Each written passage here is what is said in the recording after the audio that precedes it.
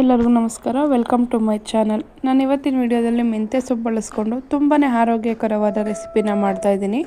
ಮೆಂತ್ಯ ಸೊಪ್ಪು ತಿನ್ನೋದಕ್ಕಾಗಲ್ಲ, ಕಹಿ ಇರುತ್ತೆ ಅನ್ನೋರು ಈ ರೀತಿ ಒಂದ್ಸಲ ಟ್ರೈ ಮಾಡಿ. ಟೇಸ್ಟ್ ಮಾತ್ರ ತುಂಬಾ ಚೆನ್ನಾಗಿರುತ್ತೆ, ತುಂಬ ಹೆಲ್ದಿಯಾಗಿ ಕೂಡ ಇರುತ್ತೆ. ಪದೇ ಪದೇ ಮಾಡ್ಕೊಳ್ತೀರಾ, ಅಷ್ಟು ಚೆನ್ನಾಗಿರುತ್ತೆ. ಬನ್ನಿ ಹೇಗೆ ಮಾಡೋದು ಅಂತ ನೋಡೋಣ. ಮೊದಲು ಒಂದು ಪಾತ್ರೆನ ಬಿಸಿ ಇಟ್ಕೊಂಡಿದ್ದೀನಿ.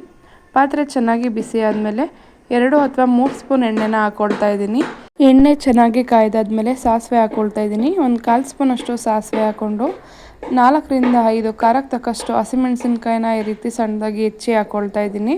ಮೆಣಸಿನ್ಕಾಯಿನ ಚೆನ್ನಾಗಿ ಫ್ರೈ ಮಾಡ್ಕೋಬೇಕು. 1 ನಿಮಿಷ ಚೆನ್ನಾಗಿ ಫ್ರೈ ಮಾಡ್ಕೊಂಡಾದ್ಮೇಲೆ 2 ಅಥವಾ 3 ಮೀಡಿಯಮ್ ಸೈಜ್ ಈರುಳ್ಳಿನ ಸಣ್ಣದಾಗಿ ಹೆಚ್ಚಿ ಹಾಕ್ಕೊಳ್ತಾ ಇದ್ದೀನಿ. ಈರುಳ್ಳಿ ಸ್ವಲ್ಪ ಜಾಸ್ತಿ ಹಾಕ್ಕೊಳ್ಳಿ, ಟೇಸ್ಟು ತುಂಬಾ ಚೆನ್ನಾಗಿರುತ್ತೆ.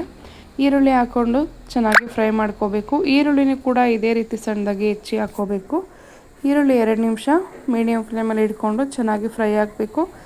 ಈರುಳ್ಳಿ ಸಾಫ್ಟಾಗಿ ಹಸಿ ವಾಸನೆ ಹೋಗೋವರೆಗೂ ಚೆನ್ನಾಗಿ ಫ್ರೈ ಮಾಡ್ಕೋಬೇಕು. ಈ ರೀತಿ ಪಲ್ಯ ನೀವು ಒಂದ್ಸಲ ಟ್ರೈ ಮಾಡಿ, ತುಂಬಾ ಚೆನ್ನಾಗಿರುತ್ತೆ. ಚಪಾತಿ, ದೋಸೆ, ರೊಟ್ಟಿ ಯಾವುದಕ್ಕೆ ಆದರೂ ಸೈಡ್ ಡಿಶ್ ಆಗಿ ತುಂಬಾ ಚೆನ್ನಾಗಿರುತ್ತೆ.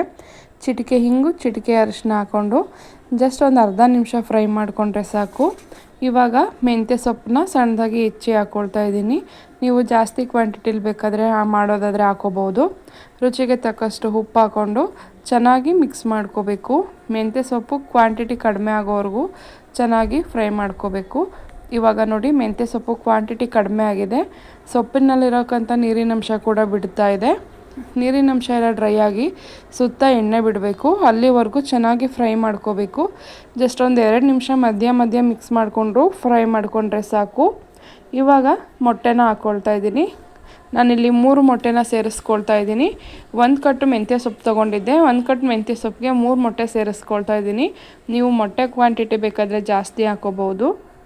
ಮೊಟ್ಟೆ ಸೇರಿಸ್ಕೊಂಡು ಚೆನ್ನಾಗಿ ಒಂದ್ಸಲ ಮಿಕ್ಸ್ ಮಾಡಿ 1/4 spoon ಆಗೋವಷ್ಟು garam masala, 1/4 spoon ಆಗೋವಷ್ಟು pepper powder ಹಾಕ್ಕೊಂಡಿದ್ದೀನಿ. ಮೆಣಸಿನ್ಕಾಯಿ ಹಾಕಿರ್ತೀರ, ಪೆಪ್ಪರ್ ಪೌಡರ್ ಬೇಡ ಅಂದರೆ ಸ್ಕಿಪ್ ಮಾಡಿ. ಇವಾಗ ಚೆನ್ನಾಗಿ ಒಂದ್ಸಲ ಮಿಕ್ಸ್ ಮಾಡ್ಕೋಬೇಕು. ಮಸಾಲ, ಮೆಂತ್ಯ ಸೊಪ್ಪು, ಮೊಟ್ಟೆ ಎಲ್ಲ ಚೆನ್ನಾಗಿ ಮಿಕ್ಸ್ ಮಾಡಿಕೊಂಡು 2 ಅಥವಾ 3 ನಿಮಿಷ ಮೀಡಿಯಮ್ ಫ್ಲೇಮಲ್ಲಿ ಇಟ್ಕೊಂಡು ಫ್ರೈ ಮಾಡ್ಕೋಬೇಕು.